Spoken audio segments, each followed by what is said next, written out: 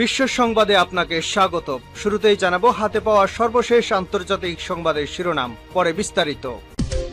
জানিয়ে দেব এই মুহূর্তে হাতে পাওয়া সর্বশেষ গুরুত্বপূর্ণ আপডেট আন্তর্জাতিক সংবাদ। শুরুতেই থাকছে যুক্তরাষ্ট্রের বিরুদ্ধে ইরানি বিজয় হবে দিমিত্র মেদভেদেব। যুক্তরাষ্ট্রের বিরুদ্ধে চলমান লড়াইয়ে শেষ পর্যন্ত ইরানি বিজয়ী হবে। শহীদ নেতা আয়াতুল্লাহ আলী খামেনির জানাজায় অংশ নিয়ে এমন মন্তব্য করেছেন রাশিয়া নিরাপত্তা পরিষদের উপপ্রধান দিমিত্র মেদভেদেব। এবারে জানাবো খামেনির শোক সমাবেশে আমেরিকার ধ্বংস ও প্রতিশোধের স্লোগান। ইরানের প্রয়াত সর্বোচ্চ ধর্মীয় নেতা আয়াতুল্লাহ আলী খামেনির জন্য শোক এবং শ্রদ্ধা প্রকাশে হাজারো মানুষ তেহরানের মুসাল্লা এলাকায় জড়ো হয়েছেন। সেখানে উপস্থিত ব্যক্তিরা আমেরিকার ধ্বংস হোক এবং প্রতিশোধ স্লোগান দিচ্ছিলেন বলে জানা যায় বিবিসির প্রতিবেদনে। জানাবো আমেরিকার স্বাধীনতা দিবসে যুক্তরাষ্ট্রকে অপদস্থ করা মানুষটিকে স্মরণ করছে পুরো বিশ্ব। আর ৪ জুলাই যুক্তরাষ্ট্রে তাদের স্বাধীনতার ২৫০ বছর পূর্তি উদযাপন করছে। একই দিনে ইরানের সর্বোচ্চ ধর্মীয় নেতা আয়াতুল্লাহ আলী খামেনির জানাজার আনুষ্ঠানিকতা শুরু হয়েছে। এদিকে সৌদি আরবের বিমানবন্দর এবং গুরুত্বপূর্ণ স্থাপনায় হামলার হুমকি। ইয়েমেনের হুতি গোষ্ঠী সৌদি আরবের বিরুদ্ধে নতুন করে কঠোর হুঁশিয়ারি দিয়েছে। তাদের অভিযোগ, সৌদি যুদ্ধবিমান ইয়েমেনের আকাশসীমায় অনুপ্রবেশ করে একটি ইরানি বেসামরিক বিমানকে সানার আন্তর্জাতিক বিমানবন্দরে অবতরণে বাধা দেওয়ার চেষ্টা করেছে। খবর আল জাজিরার। এদিকে ইসরায়েলের ফেলে যাওয়া ৪ বোমা নিষ্ক্রিয় করল লেবাননের সেনাবাহিনী। লেবাননের দক্ষিণাঞ্চলে ইসরায়েলীয় বাহিনীর ফেলে যাওয়া ৪টি অবিস্ফোরিত বিমান বোমা নিষ্ক্রিয় করেছে দেশটির সেনাবাহিনী। শনিবার আল জাজিরার প্রতিবেদনে এ তথ্য জানা গেছে। এবং সর্বশেষ জানাবো, আমরা ভালো মানুষ বলেই খামেনির দাফনের জন্য ৭ দিন ছুটি দিয়েছি বললেন ডোনাল্ড ট্রাম্প।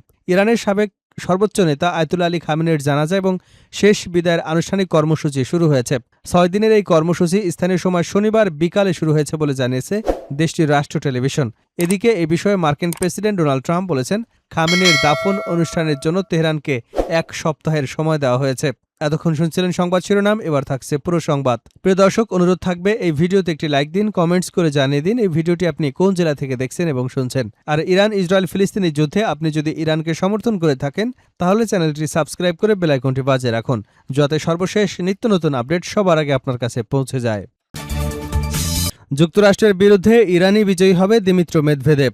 যুক্তরাষ্ট্রের বিরুদ্ধে চলমান লড়াইয়ে শেষ পর্যন্ত ইরানি বিজয়ী হবে।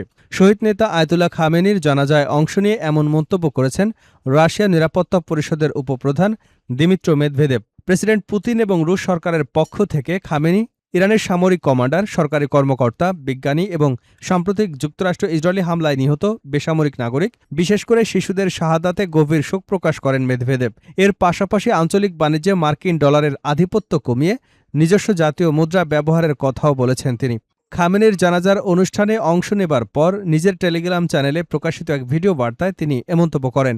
মেদভেদেব বলেন, আয়াতুল্লাহ খামেনির শাহাদাতে ইরানি জনগণের শোকের অংশীদার রাশিয়া। তিনি বলেন, খামেনির শাহাদাতের বেদনা গোটা ইরানি জাতিকে ঐক্যবদ্ধ করেছে।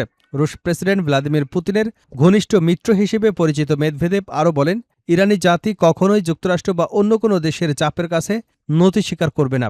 রুশ নেতৃত্ব জনগণের পক্ষ থেকে আয়াতুল্লাহ খামেনির শাহাদাতে গভীর সমবেদনা জানানো হচ্ছে এবং এই অপূরণীয় ক্ষতিতে রাশিয়া ও ইরানি জনগণের সঙ্গে শোক প্রকাশ করছে। ইরানের ভাষ্য অনুযায়ী যুক্তরাষ্ট্র ও ইসরায়েল হামলার মধ্য দিয়ে শুরু হওয়া ৪০ দিনের যুদ্ধ তেহরানের পাল্টা সামরিক জবাবের পর যুদ্ধবিরতি ও সমঝোতার মাধ্যমে শেষ হয়। জানাজার ফাঁকে মেদভেদেব ইরানের প্রেসিডেন্ট মাসুদ পেজেশকিয়ানের সঙ্গেও বৈঠক করেছেন। বৈঠকে পেজেশকিয়ান খামেনির শাহাদাত এবং সাম্প্রতিক যুদ্ধের পর রাশিয়া সরকার ও জনগণের সমর্থন এবং সমবেদনার জন্য ধন্যবাদ জানান। এর পাশাপাশি তেহরান এবং মস্কোর মধ্যে বিদ্যমান কৌশলগত চুক্তিগুলো বাস্তবায়ন, বিশেষ করে অর্থনীতি, বাণিজ্য, জ্বালানি ও পরিবহন খাতে সহযোগিতা দ্রুত এগিয়ে নেওয়ার আহ্বান জানান। খামেনির শোক সমাবেশে আমেরিকার ধ্বংস এবং প্রতিশোধের স্লোগান। ইরানের প্রয়াত সর্বোচ্চ ধর্মীয় নেতা আয়াতুল্লাহ আলী খামেনির জন্য শোক এবং শ্রদ্ধা প্রকাশে হাজারো মানুষ তেহরানের মসল্লা এলাকায় জড়ো হয়েছেন। সেখানে উপস্থিত ব্যক্তিরা আমেরিকার ধ্বংস হোক এবং প্রতিশোধ স্লোগান দিচ্ছিলেন বলে ওঠে বিবিসির প্রতিবেদনে।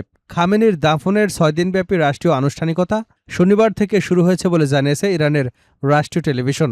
তেহরানে অবস্থানরত এএফপির একজন সংবাদদাতা জানিয়েছেন, খামেনির লাশবাহী কফিন মুসাল্লায় পৌঁছানোর আগেই অগণিত মানুষ জড়ো হন। অংশগ্রহণকারীদের মধ্যে অনেকে লাল পতাকা, প্ল্যাকার্ড বহন করতে দেখা গেছে। এই রংটি প্রতিশোধের আহ্বানের সঙ্গে সম্পর্কিত হিসেবে বিবেচিত হয়। বিশাল ওই ধর্মীয় কমপ্লেক্সে কফিন স্থাপনের পর ধর্মীয় ব্যক্তিত্ব, সরকারি কর্মকর্তা, বিদেশি গণমাধ্যম ব্যক্তি এবং অন্যান্য শোকাহত মানুষ ইরানের প্রয়াত সর্বোচ্চ নেতার প্রতি শ্রদ্ধা জানান। শ্রদ্ধা নিবেদনকারীদের মধ্যে যুক্তরাষ্ট্র এবং ইরানের মধ্যে শান্তি আলোচনার মধ্যস্থতায় ভূমিকা রাখা পাকিস্তানের প্রধানমন্ত্রী শাহবাজ শরীফ, রাশিয়ার সাবেক প্রেসিডেন্ট দিমিত্র মেদভেদেব, আফগানিস্তানের তালেবান সরকারের পররাষ্ট্রমন্ত্রী আমির খান মুত্তাকিও উপস্থিত ছিলেন। এছাড়া ইরাক, আর্মেনিয়া, তুরস্ক, উপসাগরীয় অঞ্চলের কয়েকটি দেশের প্রতিনিধিরাও শোকযাত্রায় অংশ নিতে সেখানে পৌঁছান। এসব দেশের মধ্যে সৌদি আরব, কাতার এবং ওমানও রয়েছে। এদিকে যুক্তরাষ্ট্রের প্রেসিডেন্ট ডোনাল্ড ট্রাম্প বলেছেন, ওয়াশিংটন তেহরানকে ইরানের সাবেক সর্বোচ্চ নেতা আলী খামেনিকে দাফন করবার জন্য 1 সপ্তাহ সময় দিয়েছে, কারণ আমরা ভালো।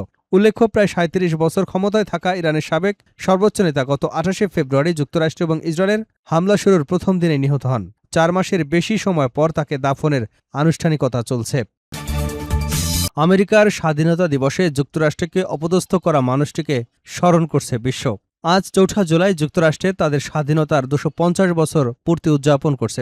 একই দিনে ইরানের সর্বোচ্চ নেতা আয়াতুল্লাহ আলী খামেনির জানাজার আনুষ্ঠানিকতাও শুরু হচ্ছে। যুক্তরাষ্ট্র ইসরায়েলের যৌথ হামলায় খামেনির মৃত্যু এমন এক যুদ্ধের সূচনা করেছিল যেখানে ওয়াশিংটন আশা করেছিল ইরান ও মধ্যপ্রাচ্যের ক্ষমতার ভারসাম্য নিজেদের পক্ষে বদলে দেবে, কিন্তু তার পরিবর্তে ইসলামী প্রজাতন্ত্র টিকে রইল, এর প্রতিষ্ঠানগুলো অক্ষুণ্ণ থাকল এবং যুদ্ধের মাধ্যমে যুক্তরাষ্ট্রের ঘোষিত বা কৌশলগত উদ্দেশ্যগুলো অধরাই থেকে গেল।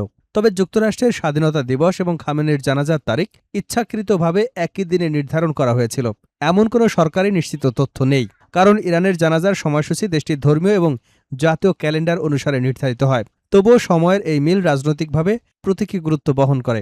যুক্তরাষ্ট্র যখন স্বাধীনতার 250 বছর পূর্তি উদযাপন করছে, তখন ইরান ও ইরাকে লাখো মানুষ এমন এক নেতাকে শেষ বিদায় জানাতে সমবেত হচ্ছেন, যিনি বিশ্বজুড়ে ওয়াশিংটনের বজায় রাখতে চাওয়া মার্কিন আধিপত্যের ব্যবস্থার বিরুদ্ধে লড়াই করার জন্য নিজের জীবন উৎসর্গ করেছিলেন। খামেনি সেই ব্যবস্থার বিরুদ্ধে আজীবন প্রতিরোধের পরই শহীদ হয়েছেন। তিনি পিছু হটে, আপোষ করে বা রাজনৈতিক প্রাসঙ্গিকতা হারিয়ে মারা যাননি। তিনি যে প্রকল্পে নেতৃত্ব দিয়েছিলেন তা ভেঙে দেওয়ার জন্য শুরু হওয়া এই যুদ্ধে তিনি শহীদ হয়েছেন। তাকে মারার উদ্দেশ্য ছিল ইরানকে দুর্বল করা এবং বৃহত্তর প্রতিরোধ শিবিরকে বিভক্ত করা, কিন্তু এর পরিবর্তে এটি তাদের মধ্যে ঐক্য, সংহতি এবং সংকল্পকে আরও গভীর করেছিল। যারা তাকে সমসাময়িক যুগের অন্যতম প্রধান সাম্রাজ্যবাদ বিরোধী ব্যক্তিত্ব হিসেবে দেখছিলেন। আল মাদিনের প্রতিবেদক হালাল ফরহাদ এ প্রসঙ্গে ইতিহাসবিদ জন গ্লাপের একটি তথ্য তুলে ধরেছেন। তিনি যুক্তি দিয়েছিলেন, বড় সাম্রাজ্যগুলো সাধারণত বিজয়, সম্প্রসারণ, সমৃদ্ধি, আত্মতুষ্টি, অতিরিক্ত বিস্তার এবং শেষ পর্যন্ত পতনের মতো কয়েকটি ধাপ অতিক্রম করে। তবে প্রতিবেদনে স্পষ্ট করে বলা হয়েছে, এটিকে ইতিহাসের অপরিবর্তনীয় নিয়ম হিসেবে দেখা উচিত নয়। মার্কিন যুক্তরাষ্ট্র তার 250তম বছরে পদার্পণ করছে, সাম্রাজ্যিক পতনের সাথে সম্পর্কিত বেশ কিছু চাপের সম্মুখীন হয়ে। এর মধ্যে রয়েছে সামরিক বাহিনীর অতিরিক্ত বিস্তার, বিপুল সরকারি ঋণ, বৈদেশিক আর্থিক ব্যবস্থার উপর দুর্বল হয়ে আসা নিয়ন্ত্রণ, বিদেশে বিশ্বাসযোগ্যতার পতন এবং এমন এক রাজনৈতিক শ্রেণী যারা এখনও এমন আচরণ করে চলেছে যেন 1990-এর দশকের এক মেরু যুগ এখনও শেষই হয়নি। 4 জুলাইয়ের ঘটনা প্রবাহ শুধু যুক্তরাষ্ট্রের স্বাধীনতার ইতিহাস নয়, বরং যুক্তরাষ্ট্রের বৈশ্বিক ক্ষমতার উত্থান, সম্প্রসারণ এবং লেখকের দৃষ্টিতে ইরানকে দুর্বল করতে ব্যর্থ হওয়ার মধ্য দিয়ে সেই ক্ষমতার সীমাবদ্ধতার ইঙ্গিত বহন করে। সৌদি আরবের বিমানবন্দর এবং গুরুত্বপূর্ণ স্থাপনায় হামলার হুমকি। ইয়েমেনের হুতি গোষ্ঠী সৌদি আরবের বিরুদ্ধে নতুন করে কঠোর হুঁশিয়ারি দিয়েছে। তাদের অভিযোগ, সৌদি যুদ্ধবিমান ইয়েমেনের আকাশসীমায় অনুপ্রবেশ করে একটি ইরানি বেসামরিক বিমানকে সানার আন্তর্জাতিক বিমানবন্দরে অবতরণে বাধা দেওয়ার চেষ্টা করেছে। খবর আল জাজিরার। শুক্রবার প্রকাশিত এক ভিডিও বার্তায় হুদি মুখপাত্র ইয়াহিয়া সারি বলেন, ভবিষ্যতে সৌদি আরব যদি ইয়েমেনের আকাশসীমা লঙ্ঘন করে বা দেশটির বিরুদ্ধে কোনো আগ্রাসী পদক্ষেপ নেয়, তাহলে তার জবাবে সৌদি আরবের বিমানবন্দর এবং স্থল সমুদ্রে গুরুত্বপূর্ণ স্থাপনাগুলোকে লক্ষ্য করে ব্যাপক হামলা চালানো হবে। হুতিদের দাবি, স্থানীয় সময় ওই দিন ভোর 5:20 সৌদি যুদ্ধবিমান হুতি নিয়ন্ত্রিত আকাশসীমায় প্রবেশের চেষ্টা করলে তাদের প্রতিরোধ করা হয়। ওই ইরানি বিমানে 200 জনের বেশি আটকে পড়া, আহত এবং অসুস্থ ইয়েমেনি নাগরিক ছিলেন বলে দাবি করেছে গোষ্ঠীটি। হুতিরা আরও জানিয়েছে, সানা এবং তেহরানের মধ্যে বিমান চলাচল সম্ভাব্য যে কোনো পরিণতি সত্ত্বেও অব্যাহত থাকবে। তাদের দাবি, সংশ্লিষ্ট বিমানটি নিরাপদে সানায় অবতরণ করেছে এবং পরে হুতি প্রতিনিধি দলকে নিয়ে তেহরানে ফিরে গেছে। এদিকে সৌদি আরবের পক্ষ থেকে হুতিদের এসব অভিযোগ এবং হুমকির বিষয়ে তাৎক্ষণিক কোনো প্রতিক্রিয়া জানানো হয়নি। হুতিদের দাবিগুলো স্বাধীনভাবে যাচাই করা সম্ভব হয়নি।